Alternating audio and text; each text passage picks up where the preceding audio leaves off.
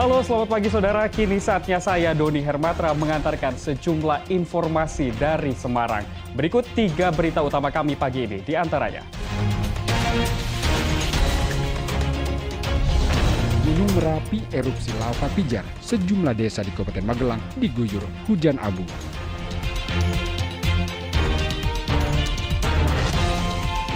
Sesosok mayat pria ditemukan telungkup di Sungai Banjir, Kanal Barat, Kota Semarang.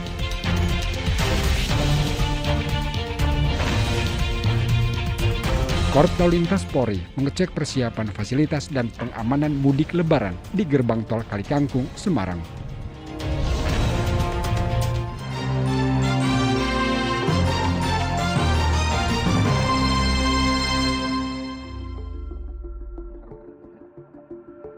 Gunung Merapi di perbatasan Yogyakarta dan Jawa Tengah terus menyemburkan lava pijar sejak Rabu malam hingga Kamis dini hari.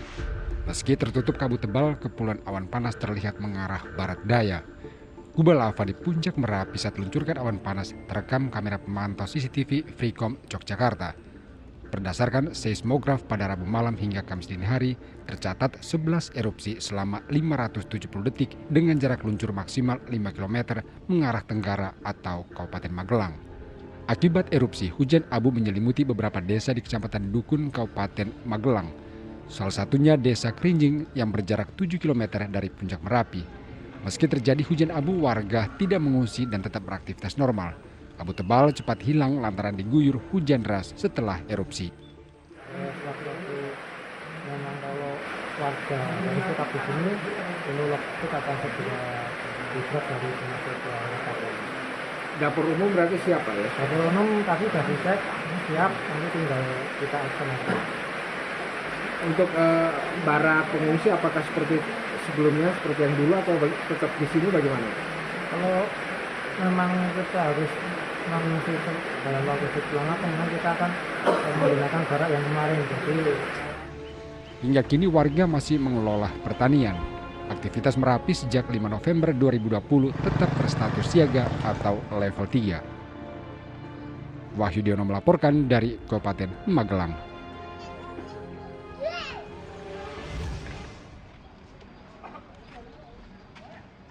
Polisi menangkap pria berinisial MB asal Kabupaten Magelang setelah buron 10 hari. Warga desa Dawung, Kecamatan Tegalrejo ini ditangkap karena membunuh wanita yang mayatnya ditemukan di sungai. Korban merupakan kekasih pelaku yang telah beristri. Tersangka mengaku melakukan pembunuhan lantaran kesal korban selalu minta dinikahi. Perbuatan ini kenapa? Karena sakit hati. Sakit hati. Menyesal? Menyesal. Sangat menyesal. Kenapa? Sangat menyesal. Sakit hatinya kenapa? Pertama, sering tunda-tunda. Yang kedua, nanti minta nikah. Tersangka semula mengenal korban melalui akun Facebook pada 23 Februari 2022. Berniat ingin bertemu tatap muka, pelaku menjemput korban di rumahnya di wilayah Bekasi, Jawa Barat. Korban kemudian diajak keliling Magelang menggunakan sepeda motor korban. Dalam perjalanan, tersangka dan korban menginap di sebuah hotel di Tegal. Tersangka dan korban melanjutkan perjalanan hingga tiba di Magelang pada 24 Februari. Selama di Magelang, korban diajak pergi ke sejumlah lokasi. Salah satunya Sungai Balong yang menjadi tempat pembunuhan.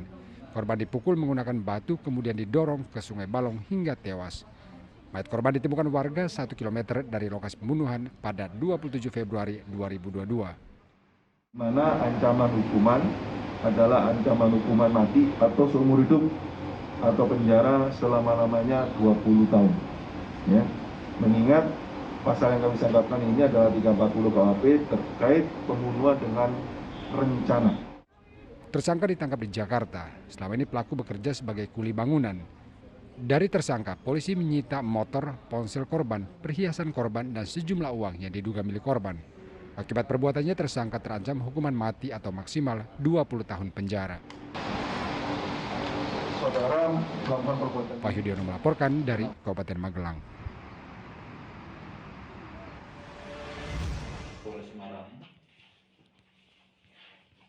Kepolisian Resor Semarang terus gencar memerangi narkoba dengan menggelar operasi berantas sindikat narkoba sejak 9 hingga 28 Februari 2022. Dari 4 target operasi, polisi mengungkap 6 kasus penyalahgunaan sabu-sabu dengan 7 tersangka sekaligus menyita barang bukti 10,54 gram sabu-sabu.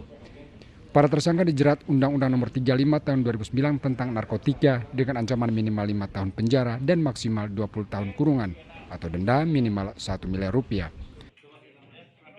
Adapun hasil dari pelaksanaan yang telah ditentukan itu sebanyak 4 ungkap kasus berarti dengan jumlah tersangka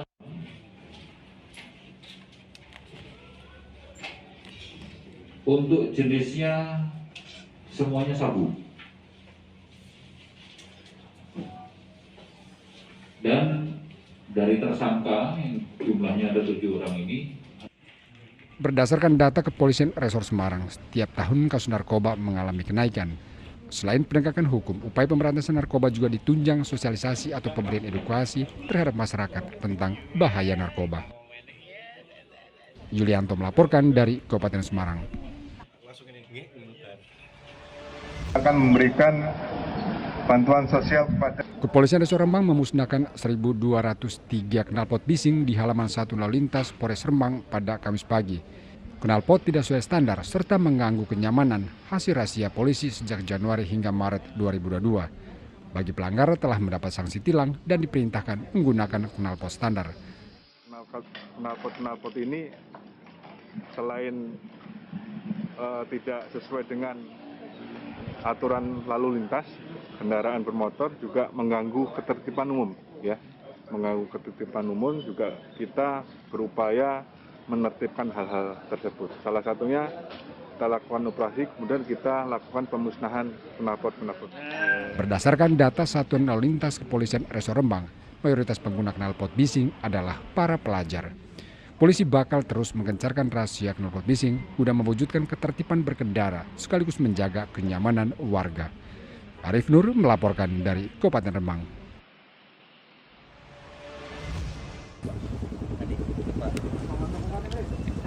Warga desa Randusanga, Kulon, Kabupaten Brebes digemparkan dengan penemuan sesosok mayat wanita muda mengapung di Sungai Sigeleng pada Rabu siang. Posisi mayat tertelungkup, tersangkut enceng gondok dan mengeluarkan bau menyengat. Korban pertama kali ditemukan pekerja yang sedang mengecat taman di pinggir sungai. Ada bau menyengat di sekitar lokasi penemuan jenazah. Pada tubuh korban melekat cincin perak serta kalung liontin huruf A. Aku kan di sini kan kerja ngecat, terus kirain apa itu sih patang, kirain kerbau, tahu-taunya mayat kan langsung lapor dari desa. Bau nggak Pak? Hah? Sangat menyengat baunya. Tadi jam 11-an lah. Dari hasil pemeriksaan sementara petugas Inafis Kepolisian Resor Brebes, korban diduga telah meninggal lebih dari 3 hari. Pada tubuh korban belum ditemukan tanda kekerasan, namun ludah menjulur keluar. Petugas juga tidak menemukan identitas apapun yang melekat di celana korban. Hingga kini polisi belum memastikan penyebab kematian korban. Kita langsung melakukan identifikasi sama cek TKP itu. Jenis kelamin dan Belum, sementara belum diketahui. Jenis kelamin Om. Jenis kelamin perempuan. usia kira-kira. Usia kurang lebih antara 30 sampai 35. Sejumlah warga di lokasi mengaku tidak mengenal korban yang diduga bukan penduduk sekitar. Pengurus desa Randusanga Kulon sejauh ini tidak menerima laporan warga yang kehilangan anggota keluarga. Guna keperluan visum, polisi membawa jenazah korban yang diperkirakan berusia 30 hingga 35 tahun ke Rumah Sakit Umum Daerah Brebes. Jika hasil visum menunjukkan tanda penganiayaan, maka polisi akan melakukan autopsi jasad korban. Sugiartono melaporkan dari Kabupaten Brebes.